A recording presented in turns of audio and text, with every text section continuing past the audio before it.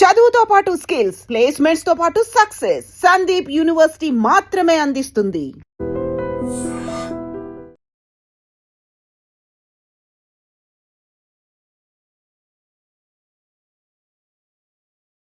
Welcome to I dream. నేను దేశ్రీ. మధ్యప్రదేశ్ దామోహ్లో జరిగిన ఒక బ్యాడ్ ఇన్సిడెంట్ గురించి మనం మాట్లాడుకుంటూ ఉన్నాం. 10th ఎగ్జామ్స్ జరుగుతూ ఉన్నాయి. సో రిషి అనే అబ్బాయి ఎగ్జామ్లో మిగతా స్టూడెంట్స్కి ఆన్సర్స్ చూయించినందుకు ఒక 8 మంది స్టూడెంట్స్ బయటికి వచ్చాక ఆ అబ్బాయిని కత్తితో పొడిచి చంపారు. ఎంత దారుణం అసలు! ఏం చదువుకుంటున్నారు? చదువుకున్న చదువులు వాళ్ళకి ఎక్కట్లేదు, కానీ సినిమాల్లో జరిగే సన్నివేశాలు మాత్రం బాగా బుర్రకెక్కించుకుంటూ ఉన్నారు. ఎటుపోతుంది ఈ సమాజం? ఇదే ఇవాల్టి మన టాపిక్. మాట్లాడడానికి మనతో ఉన్నారు రజనీ రమ గారు, ఫ్యామిలీ కౌన్సిలర్, పబ్లిక్ స్పీకర్. నమస్తే అమ్మ. నమస్తే ఉదయ. అసలు ఏం జరుగుతోందా? ఇంత చిన్న పిల్లలకి ఇంత క్రూయల్ మెంటాలిటీ ఎలా వస్తుంది? ఎట్లా ఇన్స్పైర్ అవుతూ ఉన్నారు? అసలు అర్థం కావట్లేదు. ఈ ఇన్సిడెంట్ని ఎట్లా చూడాలి? పాపం 15 ఏళ్ళు వాడిది, ఆన్సర్స్ చూపించలేదని వీళ్ళకి చంపేంత ధైర్యం ఎక్కడి నుండి వచ్చింది? చంపేంత ధైర్యం కాదు, కష్టపడకుండా అన్నీ అందాలి అనే పద్ధతిలో పెరుగుతున్నారు. దీనికి హెల్పర్స్ ఎవరెవరంటే పేరెంట్స్, తర్వాత మీడియా, తర్వాత అంటే దారులు చూపించడం. తల్లిదండ్రులేమో పిల్లలు కష్టపడకుండా అన్నీ అమర్చి పెడుతున్నారు, మీడియాలోనేమో ఇలాంటివన్నీ చూపిస్తున్నారు. ఈజీ మనీ ఎలా సంపాదించాలి ఇలాంటివన్నీ. సినిమాలేమో క్రైమ్ చూపిస్తున్నాయి. ఇప్పుడు గమనించినట్టయితే సినిమా ఒక లాంగ్వేజ్లో తీస్తే సినిమా తీసే స్టైల్ మారిపోలేదు. ఒక లాంగ్వేజ్లో ఒక సినిమా తీస్తే మొత్తం అన్ని లాంగ్వేజెస్లో రిలీజ్ అవ్వాలి. అది అంటే సేమ్ కంటెంట్ అన్ని స్టేట్లలోకి విషం చిమ్మినట్టుగా వెళ్తుందా లేదా? అది తమిళనాడులో వెళ్తుంది, ఇక మన తెలుగు రాష్ట్రాల్లో వెళ్తుంది, పక్క రాష్ట్రాల్లో వెళ్తుంది, నార్త్లోకి వెళ్తుంది. అంటే సేమ్ కంటెంట్, సేమ్ ఆ రకమైనటువంటి బిహేవియర్, మెంటాలిటీ అన్ని స్టేట్స్లోనూ స్ప్రెడ్ అవుతుందా లేదా? మరి మంచి కంటెంట్ కూడా తీస్తున్నారుగా, అది కూడా ఎక్కించుకోవచ్చు కదా. అది లేదు. ఇప్పుడు కష్టపడకుండా అనేది ఒక క్లాస్ చెప్పాను నేను ఇక్కడ. కష్టపడకుండా ఇప్పుడు మూవీస్లో కూడా అదేదో మూవీ నాకు గుర్తులేదు, 10-12 ఏళ్ళు ఉంటాయి అబ్బాయికి. ఎలా అంటే ఒక రాయి పెట్టి కొడతాడు, కొడితే వాడెవడో చచ్చిపోతాడు. చచ్చిపోయినందుకు అవతల వాడు ఏదో డబ్బు ఇస్తాడు.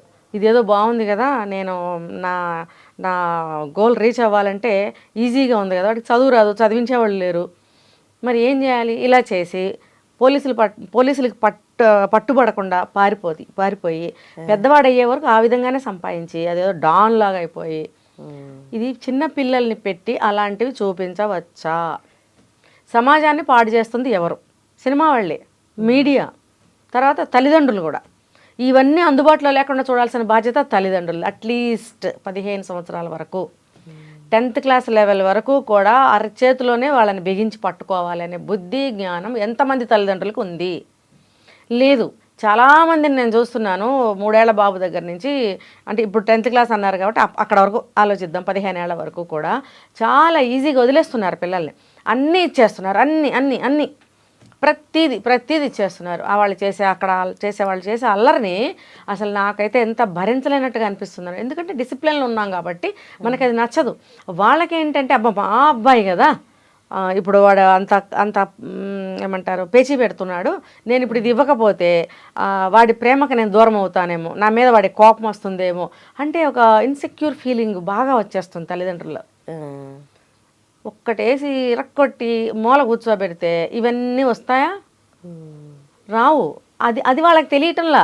ఆ చిన్న ఏమంటారు పిల్లగాడు, వాడికి కోపం వస్తుందేమో అని చెప్పి వీళ్ళు గడగడ వణుకుతూ ఊరుకుంటున్నారు, లేకపోతే అడిగింది వాళ్ళు ఇచ్చేస్తున్నారు, వాడి అల్లరిని భరిస్తున్నారు. ఇది కదా చెడిపోవడానికి కారణం. ఇంకా మొబైలే కదా మెయిన్. అన్నీ చూస్తున్నారు. ఒక ఫంక్షన్కి వచ్చిన, లేకపోతే ఏదన్నా 10 మంది కలిసిన చోట కానీ ఆ పిల్లలు కొంతమంది, అందరూ కాదబ్బా, కొంతమంది చేసే అల్లరి ఎంత దరిద్రంగా ఉంటుందంటే నాకు బాగా బీపీ వస్తుంది ఆ పిల్లల్ని చూస్తే. ఆ చిన్నోడే, 2 ఏళ్ళోడే, ఆ చిన్న పిల్లోడి మీద నాకు కోపం ఏంటి? కాదు, అది చేయిస్తున్న తల్లిదండ్రులను చూస్తాను నేను ఎప్పుడైనా. పిల్లల్ని చూడండి, అసలు మురిపంగా చూసుకుంటా ఉంటారు. మురిపంగా చూసుకోవడం ఏంటి? రేపు నీ ఇంట్లోనే అల్లరి చేస్తాడు, అప్పుడు నీ పరిస్థితి ఏంటి? పక్కన కూర్చుని గోడుని ఏడవాలి. వాడికి ఆనందపడతాడు నీ ఏడుపు చూసి. అప్పుడు వాడికి ఏం కనికరం రాదు, ఎందుకంటే ఆల్రెడీ వాడి మైండ్ ఫిక్స్ అయిపోతుంది అప్పటికే. నువ్వేం చేయగలవు? అంటే ఆ రకంగా వాడు అనుకున్నది సాధించుకోవాలి అనే క్రమంలో వాడి మైండ్ చాలా స్ట్రాంగ్ అయిపోయి ఏ విధంగానన్నా తయారవచ్చు, క్రిమినల్గానన్నా తయారవ్వచ్చు, మనసు లేని వ్యక్తిగా తయారవ్వచ్చు, తన పర అనే భేదం చూపించలేని వ్యక్తిగా తయారవ్వచ్చు, తను అనుకున్నది సాధించాలంటే అడ్డొచ్చిన ఎవరినైనా సరే సహించకపోవచ్చు, ఏదైనా జరగచ్చు రేపొద్దున. ఇందులో ఆడపిల్లలు కూడా బలి అవ్వచ్చు రేపొద్దున. మరి ఎంతకి దారి తీసు అది పేద కుటుంబంలో నుంచి వచ్చిన పిల్లాడవని, బాగా ఉన్నవాళ్ళ ఇంట్లో నుంచి వచ్చిన పిల్లవాడని, మిడిల్ క్లాస్ అవని, ఇలా ఉండటం వల్ల క్రిమినల్స్ తయారవుతున్నారు. కరెక్ట్. మనమే క్రిమినల్స్ని తయారు చేస్తున్నాం. ఇప్పుడు ఈ రిషియా ఏంటి అబ్బాయి పేరు, రిషియే, కష్టపడి చదవటం అలవాటు, బాగా చదివే అబ్బాయి, లేదు తనకి తాను పాస్ మార్కులు తెచ్చుకునే వరకు చదివి పరీక్ష రాసే కెపాసిటీ ఆ అబ్బాయికి ఉంది, ఎవరి మీద డిపెండ్ అవ్వకుండా. అట్లీస్ట్ ఈ మిగతా వాళ్ళకి డిపెండెన్సీ, చదవరు, గాలిగా తిరుగుతారు. గాలిగా తిరిగినప్పుడు ఏమవుతుంది, పరీక్షకి అయితే హాల్ టికెట్ వస్తుంది, సెంటర్ ఇస్తారు, వెళ్ళాలి, అటెండ్ చేయాలి. మరి అక్కడ అగమ్య గోచరం, అసలు క్వశ్చన్ మనకు సంబంధించిందా లేకపోతే వేరే డిపార్ట్మెంట్కి సంబంధించిందా కూడా వాడికి తెలియని పరిస్థితిలో వాడు ఉంటాడు.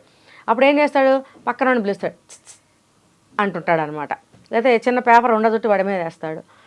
వాడు వెనక్కి తిరిగి చూడంగానే అంటాడనమాట. అంటే వాడు చూపించి తీరాలా. వాడేమో సంవత్సరం అంతా కష్టపడ్డాడు, కష్టపడి వాడి జీవితాన్ని వాడు ఏదో చూసుకుంటున్నాడు.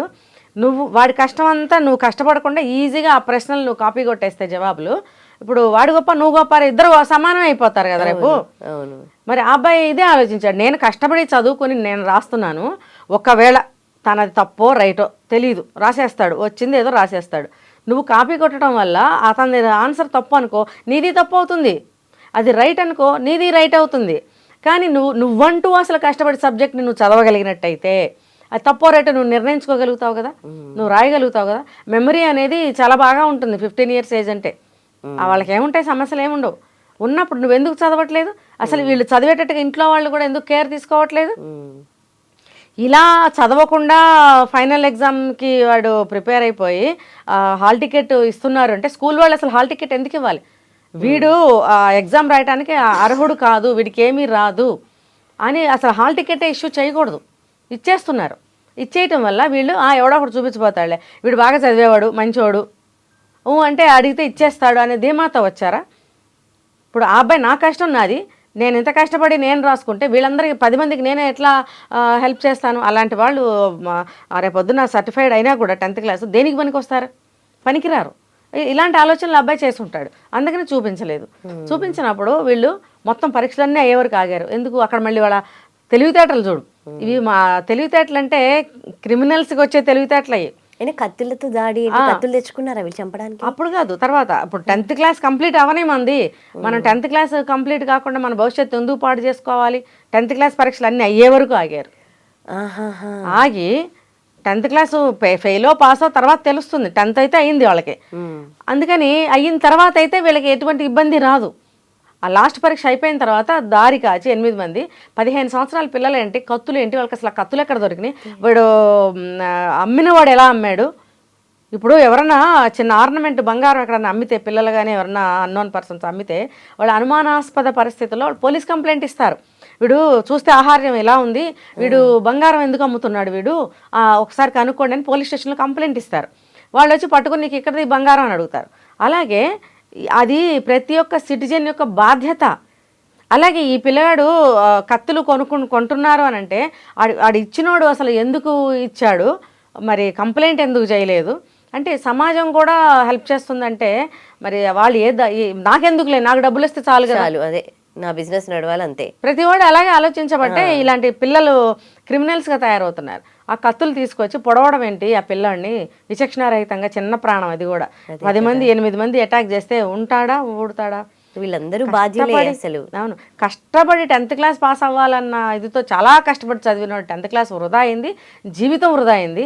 ఏ కష్టం పడకుండా 10th క్లాస్ అయ్యింది అనిపించుకుని ఏదో రాశాడు, ఫెయిలో పాసో 10th క్లాస్ అయితే అయిపోతుంది వీడికి, కావాలంటే నెక్స్ట్ రాసుకుంటాడు. ఇప్పుడు వీళ్ళని తీసుకెళ్లి బాల నేరస్తుల దాంట్లో వేస్తారు.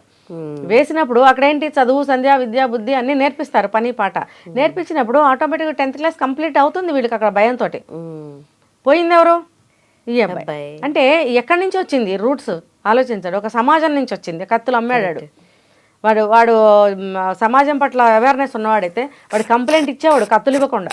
అవును, మరి సమాజం కూడా ఇలాంటి క్రిమినల్స్ని తయారు చేయడానికి దోహదం చేస్తున్నారనే కదా అర్థం. తల్లిదండ్రులు పిల్లల మీద ఆరా పెట్టడం లేదు. అసలు ఏంటి పిల్లలు ఏం చేస్తున్నారు, చదువుతున్నారా లేదా? ఎగ్జామ్ హాల్కి వాళ్ళ 10వ క్లాసు ఫైనల్ ఎగ్జామ్ రాయడానికి వెళ్ళినోడు కత్తులు తీసుకుని ఎట్లా వెళ్ళారు? అసలు ఒక విషయం అండి, నాకు పిల్లలు ఇంత క్రూయల్ మెంటాలిటీ అని పేరెంట్స్కి తెలియకుండా ఉంటుందా, తెలుస్తుందా, తెలియదంట? తెలీదు ఖచ్చితంగా. ఎట్లా చెప్పనా, నేను ఇంటి దగ్గర చాలా బాగా నటించేస్తారు ఆస్కార్ లెవెల్లో. ఇప్పుడు ఈరోజు ఫైనల్ ఎగ్జామ్ అంటే వాడు కత్తి తీసుకెళ్తున్నాడు అనే విషయం ఇంట్లో తెలియలేదు అని అంటే, వాడు ముందు రోజో ఆ ముందు రోజో ఎప్పుడో ఎక్కడో కొని దాచిపెట్టుంటాడు. వాడు దాన్ని తీసుకెళ్ళాడు కూడా, అంటే ఎగ్జామ్ హాల్కి తీసుకెళ్ళకపోవచ్చు, ఎక్కడో దాచిపెట్టాడు. వీళ్ళని ఎవరు గమనించలేదా? స్కూల్ కాంపౌండ్లో పిల్లాడిని పొడిచి చంపేసినప్పుడు స్కూల్లో వాళ్ళందరూ ఏం చేస్తున్నారు అంతమంది? మరి సమాజం కూడా ఇలాంటి క్రిమినల్స్ని తయారు చేయడానికి పాత్ర వహిస్తుంది. ఎన్ని వైపుల నుంచి జాగ్రత్తలు తీసుకోవాలి. ఇప్పుడు వాడు బాల నేరస్తుల జైల్లోకి వెళ్ళి వాడు చదువుకుంటాడు, అన్నీ నేర్చుకుంటాడు, ఒక అంతా కంప్లీట్ అయ్యాక వాడిని బయటకు వదులుతారు. మంచి నడవడిగానే ఉన్నారులే అని చెప్పి చదువు అయిపోయింది, ఉద్యోగం చేసుకుని బతకండి రా అని పంపిస్తారు. కానీ వాడి లోపల ఉన్నటువంటి ఆ ప్రవృత్తి పోదు. వాడు ఎంత చదువుకుని ఏం చేసినా బయటకు వచ్చి ఇంకోటి ఏదైనా చేయడం ఏంటి రేపు? వాడికైతే ఎటువంటి నష్టం లేకుండా ఫుడ్, బెడ్, చదువు అన్నీ జరిగినాయి. అక్కడ పోయింది ఎవరు? ఇక్కడ బిడ్డను కోల్పోయిన తల్లిదండ్రుల పరిస్థితి ఏంటి? కష్టపడి 15 సంవత్సరాలు చదివి 10th క్లాస్ వరకు వచ్చిన ఆ పిల్లాడు జీవితం ఏంటి? ఇదంతా ఆ పిల్లలు ఆలోచిస్తున్నారా? ఇప్పుడైనా సరే ఆ పిల్లలు ఆలోచిస్తున్నారా? వాళ్ళ కౌన్సిలింగ్ చాలా ఇవ్వాలి అక్కడ, ఆ జైల్లో కూడా. వీళ్ళకి జైల్లో కూడా కౌన్సిలర్స్ ఉంటారు. వీళ్ళకి ఎవ్రీ డే జీవితం పట్ల వాల్యూస్ తెలియచేయాలి. అసలు వాళ్ళ భవిష్యత్తు పట్ల ఒక అవేర్నెస్ ఉండాలి వాళ్ళకి. మనకు ఒక గోల్ ఉండాలి, దాన్ని ఎలా చదువుకోవాలి, ఎలా గోల్ రీచ్ అవ్వాలి, ఎలా అచీవ్ అవ్వాలి, ఇట్లాంటివన్నీ జైల్లో నేర్పాలి. మరి ఎంతవరకు నేర్పిస్తున్నారనేది తెలియదు. కానీ అలా నేర్పించినా కానీ మరి బయటకు వచ్చినాక మళ్ళీ అలాగే ఒకవేళ మారితే వాళ్ళ భవిష్యత్తులు బాగానే ఉంటాయి. పోయింది ఎవరు? ప్రాణం తిరిగి రాదు కదా. మీరు ఎంత పశ్చాత్తాపడినా మీ 8 మంది ఇప్పుడు ఆ బిడ్డను తీసుకురాగలరా? బతికించి ఆ పిల్లాడికి భవిష్యత్తు ఇవ్వగలరా? దేవుడు వాళ్ళకి పశ్చాత్తాపం అనేది ఇవ్వాలి. ఇస్తే అది ఒక పెద్ద పనిష్మెంట్ అయ్యి లైఫ్ అంతా వాళ్ళకి నిద్రాహారాలు లేకుండా చేస్తుంది. భగవంతుడు అనేవాడు చెయ్యాలి ఆ పని. రైట్, ఇలాంటివి రిపీట్ కావద్దని కోరుకుందామండి. Thank you. నిజంగా ప్రస్తుతం ఉన్నటువంటి సమాజం దేనికి ప్రయారిటీ ఇస్తుంది? ఆర్థిక సంబంధాల చుట్టూ మాత్రమే తిరుగుతోంది. మళ్ళీ ఎన్నికలంగానే చాలా విరక్తి కలుగుతాం. మంచి అనిపిస్తుంది కదా, లేడీస్ కూడా ఛాలెంజింగ్ జాబ్స్ చేసినప్పుడు చాలా బాగుంటుంది.